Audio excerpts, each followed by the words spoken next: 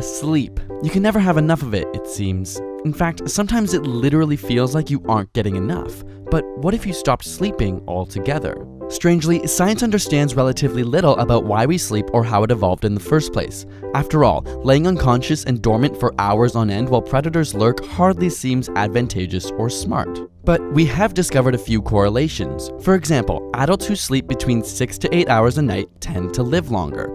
Excessive sleep, however, can lead to medical problems including cardiovascular disease and diabetes. Similarly, chronic sleep deprivation has been linked to aspects of cardiovascular disease, obesity, depression, and even brain damage. But what if you stopped sleeping right now? Well, after your first sleepless night, your mesolimbic system becomes stimulated and dopamine runs rampant. And this may actually trigger some extra energy, motivation, positivity, and even sex drive. Sounds appealing, but it's a slippery slope. Your brain slowly begins to shut off the regions responsible for planning and evaluating decisions, leading to more impulsive behavior. Once exhaustion sets in, you'll find yourself with slower reaction times and reduced perceptual and cognitive functions. After a day or two of no sleep, the body loses its ability to properly metabolize glucose and the immune system stops working as well. In some cases, 3 days of no sleep has led to hallucinations. Care about how you look? Studies have shown a direct correlation between sleep deprivation and a person's perceived beauty. That is to say, sleep-deprived individuals appeared less healthy and less attractive than when they were well rested.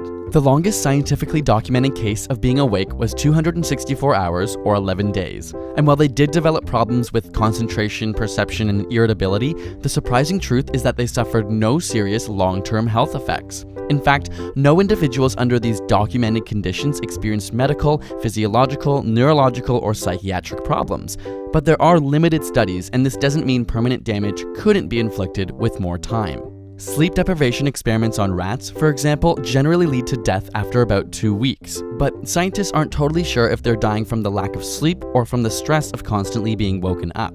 Perhaps we should look at fatal familial insomnia for an answer, a rare genetic disease of the brain which causes progressively worsening insomnia or sleeplessness, leading to hallucinations, dementia, and ultimately death. This disease has only affected around 100 people in the world, but their average survival span was around 18 months. Over time, the lack of sleep becomes worse and the body's organs begin to shut down. So, while lack of sleep won't necessarily kill you quickly, continual sleep deprivation will have a negative effect on your body. Sleep tight, but not too much. Got a burning question you want answered? Ask it in the comments or on Facebook and Twitter. And if you can't get enough science in your life, check out the Science Alert Facebook page, which is one of the best out there.